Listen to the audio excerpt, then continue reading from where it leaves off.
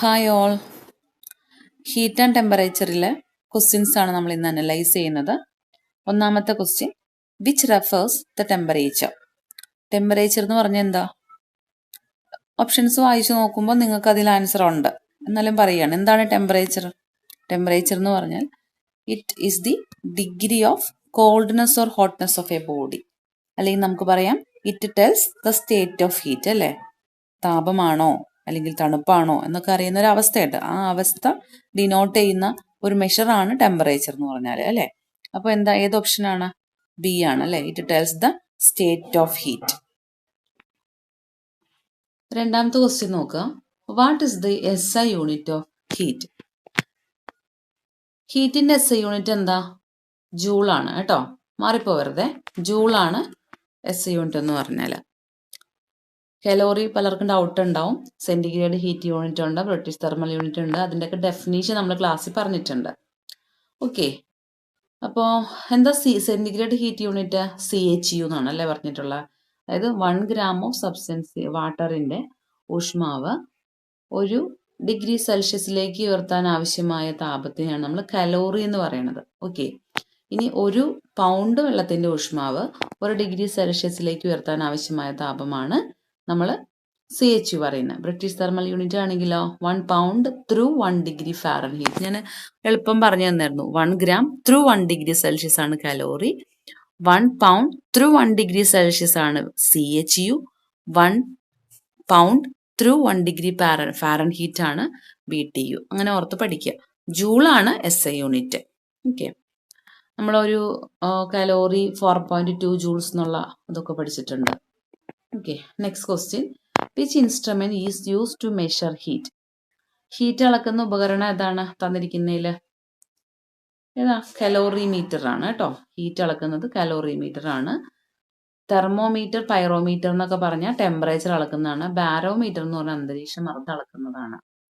Okay, അടുത്ത question, what is the quantity of heat required to raise the temperature of 1 gram of water through 1 degree Celsius?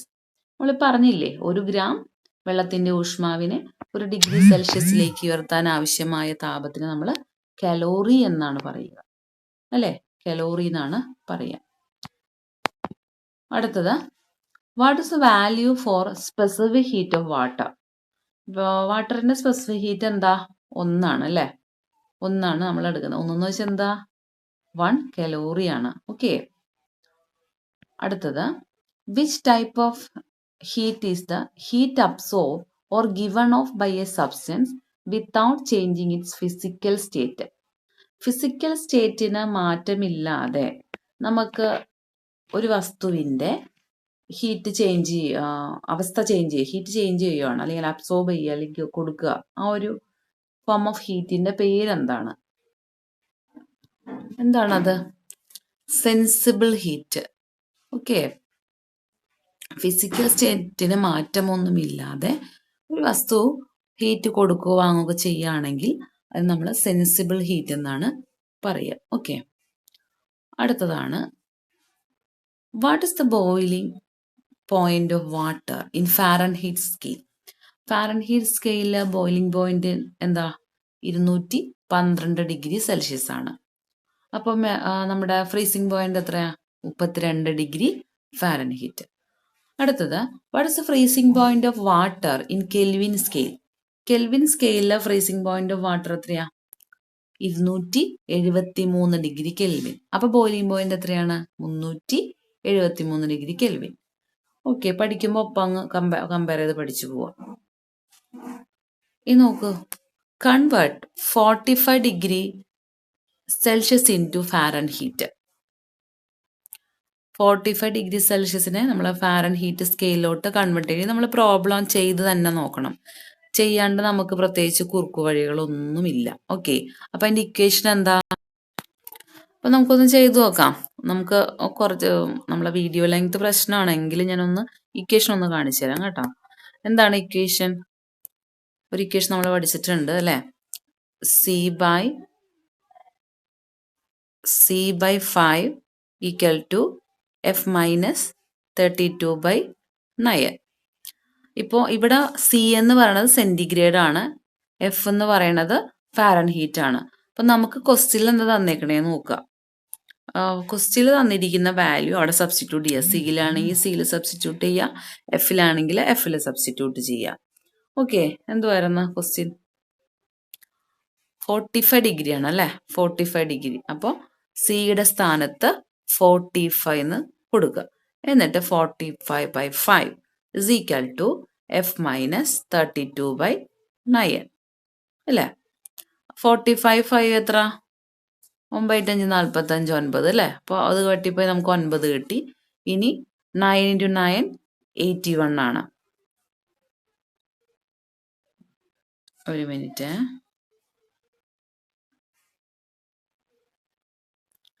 അപ്പോൾ 81 is equal to F minus 32 എന്ന് കിട്ടി. 81 is equal to F minus 32 എന്ന് കിട്ടി. അപ്പോൾ എഫിന്റെ value എത്ര? എന്തായിരിക്കും എഫിന്റെ വാല്യൂ? എഫ് സമം ഈ 81ന്റെ അടുത്തോട്ട് 32 പോകും അല്ലേ? അപ്പം എത്ര വന്നു? 2 1 3 8 1 112 113 അല്ലേ? നമുക്ക് ശരിയാണോ നോക്കാം ആൻസർ. ഇതാ 113 ഡിഗ്രി ഫാരൻഹീറ്റ് അവിടെ ഉണ്ടല്ലോ അല്ലേ? 121ാമത്തെ ക്വസ്റ്റിന്റെ ആൻസർ ഓപ്ഷൻ ഡി ആണ്, 113 ഡിഗ്രി സെൽഷ്യസ്. നിങ്ങൾക്ക് ഇക്വേഷൻ മനസ്സിലായോ? നമ്മൾ ഒരു കോമൺ ഇക്വേഷൻ പഠിച്ചിട്ടുണ്ട്. അതായത് കോമൺ ഇക്വേഷൻ എന്ന് പറഞ്ഞാൽ നോക്കുക, C/5 is equal to F minus 32/9 is equal to K minus 273/5 is equal to R/4. Okay, ഇതാണ് കോമൺ നമ്മൾ ഇതിനെ കമ്പയർ ചെയ്യുമ്പോൾ ഒരു ഇക്വേഷൻ. അപ്പം നിങ്ങൾക്ക് ഇപ്പോൾ സിയും എഫ് ആണ് കൺവേർട്ട് ചെയ്യണമെങ്കിൽ ഇത് ഉപയോഗിക്കാം.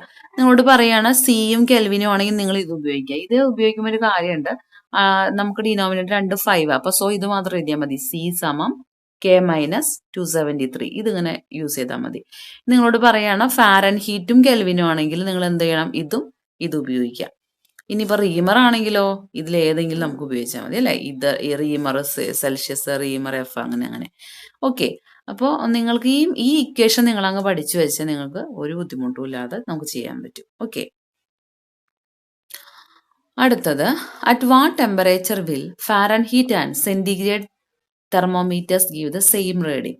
നമ്മൾ പ്രോബ്ലം ചെയ്തിട്ടുള്ളതാണ് ക്ലാസ്സിൽ. ഏത് ടെമ്പറേച്ചറിലാണ് ഫാരൻഹീറ്റ് സ്കെയിലും സെന്റിഗ്രേഡ് സ്കെയിലും തുല്യാകുന്നത്?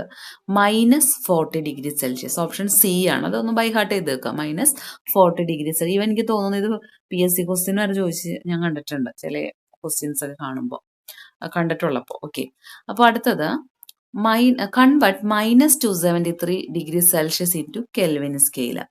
-273 സെൽഷ്യസിനെ നമ്മൾ കെൽവിൻ സ്കെയിലോട്ട് കൺവേർട്ട് ചെയ്യുക.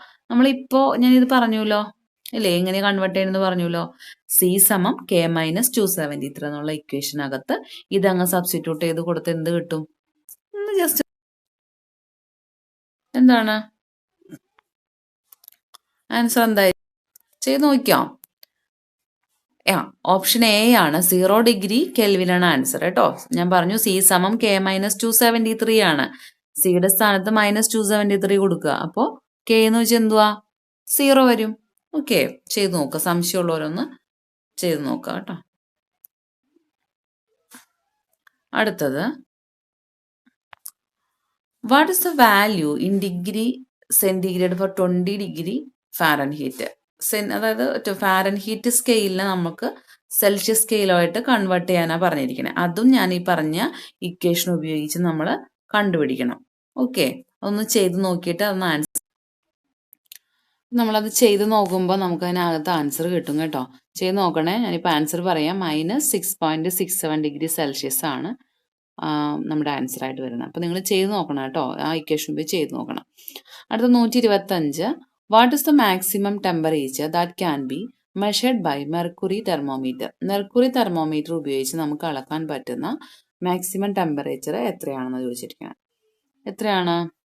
300 ഡിഗ്രി സെൽഷ്യസ് ആണ്. Okay, 300 degree Celsius. അതൊക്കെ ഒന്ന് ഓർത്ത് വയ്ക്കാം. അടുത്തത് what is the name of temperature measuring instrument? ഈ താഴെ കാണിച്ചിരിക്കുന്ന ടെമ്പറേച്ചർ മെഷറിംഗ് ഇൻസ്ട്രുമെന്റിന്റെ പേരെന്താണെന്ന് ചോദിച്ചേക്കണേ.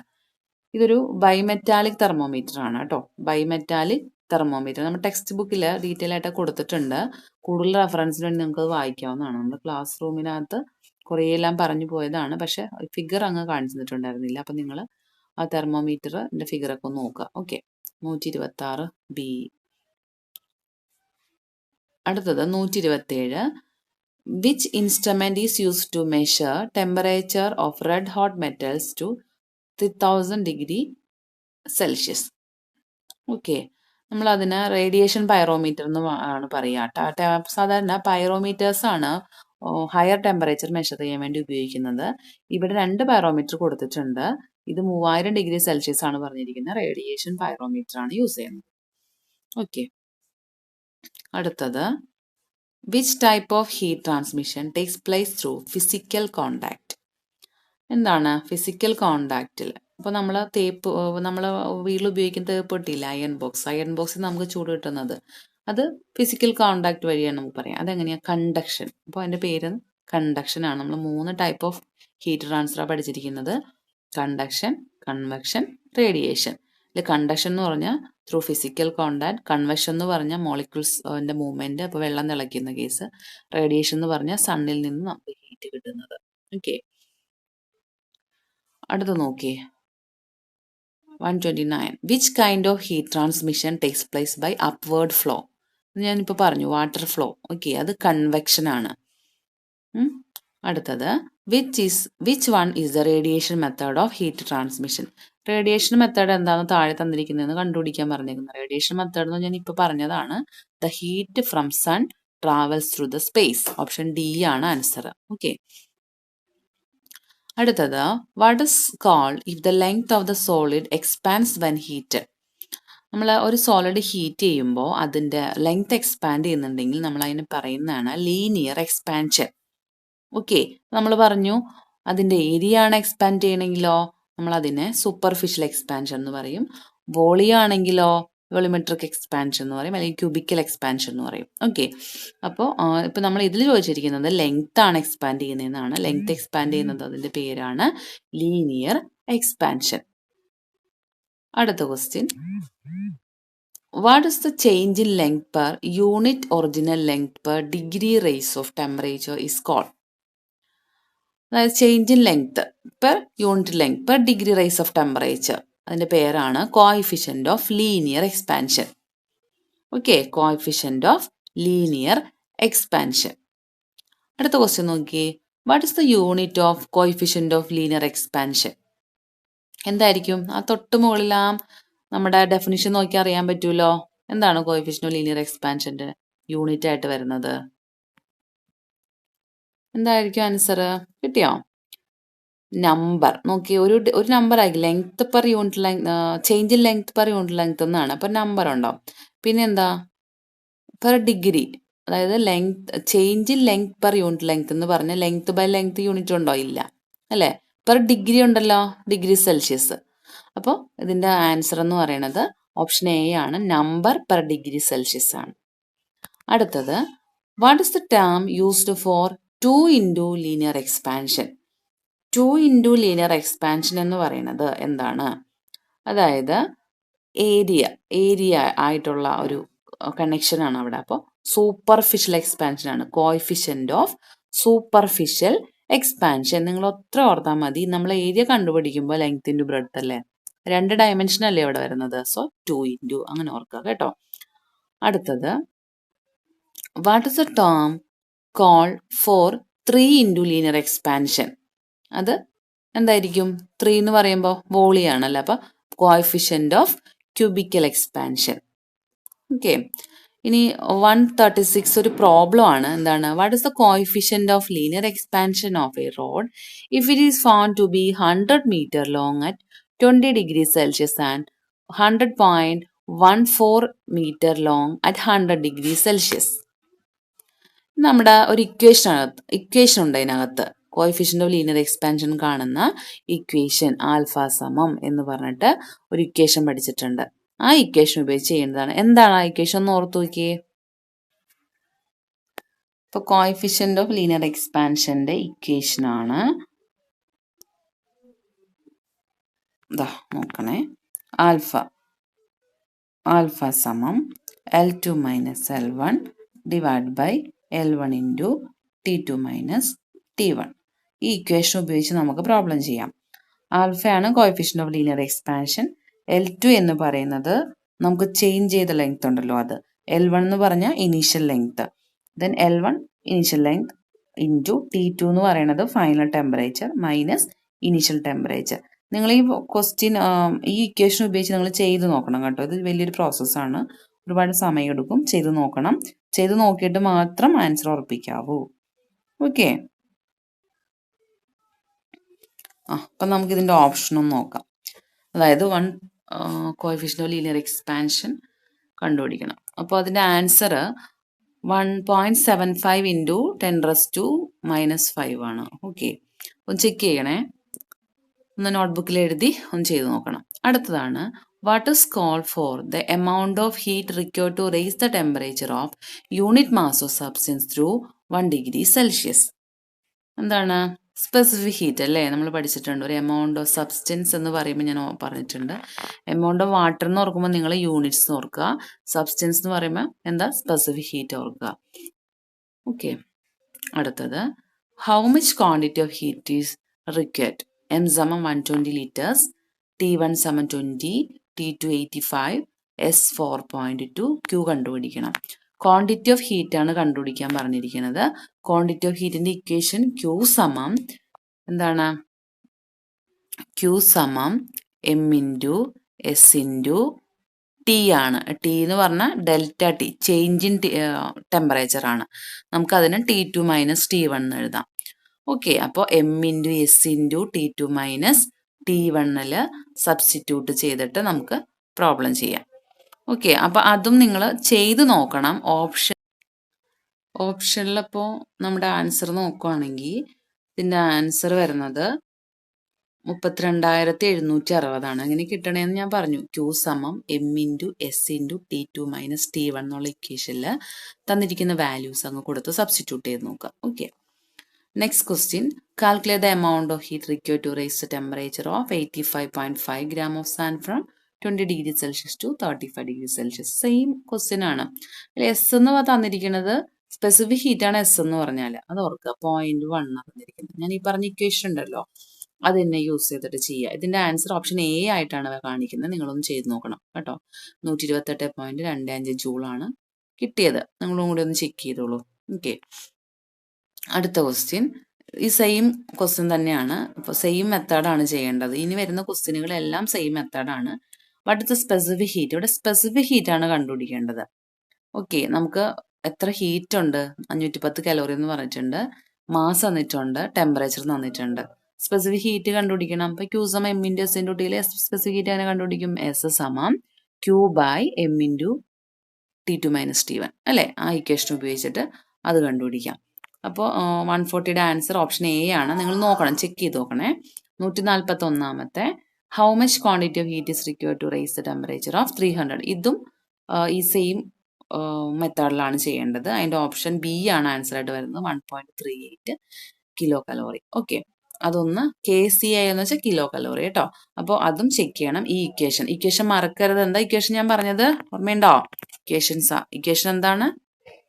Q സമം, Q എന്ന് വെച്ചാൽ quantity of heat, M into S into delta T, that is T2 minus T1. ഇത് ബ്രാക്കറ്റിനകത്താണ്. ഇതിനകത്ത് ചെയ്തിട്ടേ ബാക്കിയുള്ള ചെയ്യുമ്പോൾ board mass rule. Okay, M എന്ന് പറയുന്നത് മാസ്, S എന്ന് പറയുന്നത് സ്പെസിഫിക് ഹീറ്റ്, T2 എന്ന് പറഞ്ഞാൽ final temperature, T1 initial temperature. ഈ ഇക്വേഷൻ അങ്ങ് ഓർത്തു വയ്ക്കുക കേട്ടോ.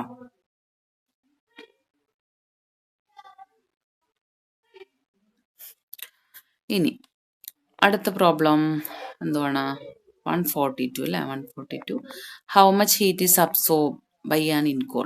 ഇതും ഈ സെയിം പ്രോബ്ലം തന്നെയാണ്. ഈ പറഞ്ഞ പോലെ തന്നെ ചെയ്യേണ്ടത്. അത് നിങ്ങൾ ചെയ്ത് നോക്കണേ. 143 നോക്കുക. What is called for the materials that restrict heat flow by radiation, conduction and convection? അതായത് ഹീറ്റ് ഫ്ലോനെ റെസ്ട്രിക്റ്റ് ചെയ്യുക.